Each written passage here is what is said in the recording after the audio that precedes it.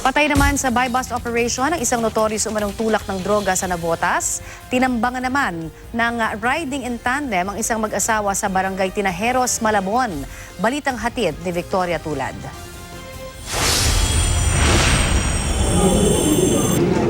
Sa tapat ng chapel na ito sa barangay Tinajeros, Malabon City, pinagbabaril ang mag-asawang Alfredo at Delia Bautista pasado alas 8:30 kagabi. Ang mga salarin, riding in tandem umano. Dead on the spot si Alfredo habang ang kanyang misis na isang high school teacher isinugod sa ospital matapos mabaril sa kaliwang pisngi. Ayon sa kanilang kaanak, nakapagsasalita naman si Delia pero hindi maayos. Galing daw ang dalawa sa kanilang kantin sa palengke at pauwi na dapat ng barilin. Nagkalat pa sa tabi ng bangkay ni Alfredo ang tirang pagkain mula sa kantin.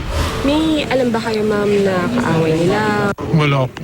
Kaso, Wala po kasi po marami po talagang kaibigan si tatay, maraming kakilala. never na involved sa drugs or Wala po. Dalawang basyo ng 9mm na baril ang nakita sa crime scene. Inaalam pa kung may CCTV sa lugar. Sa barangay North Bay Boulevard South, Navotas City, patay naman sa buy-bust operation ng umano'y notorious drug pusher at user na si J.R. Derder.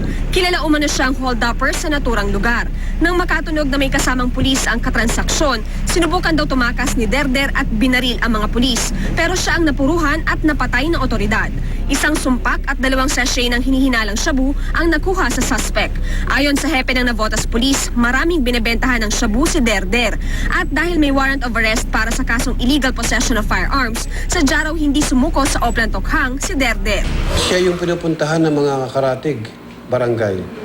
Kaya hindi na siya lumalayo, doon lang siya sa loob ng barangay NDBS. Meron siyang kaso ng illegal possession of firearm na ito nga, nilabasan siya ng warrant of arrest.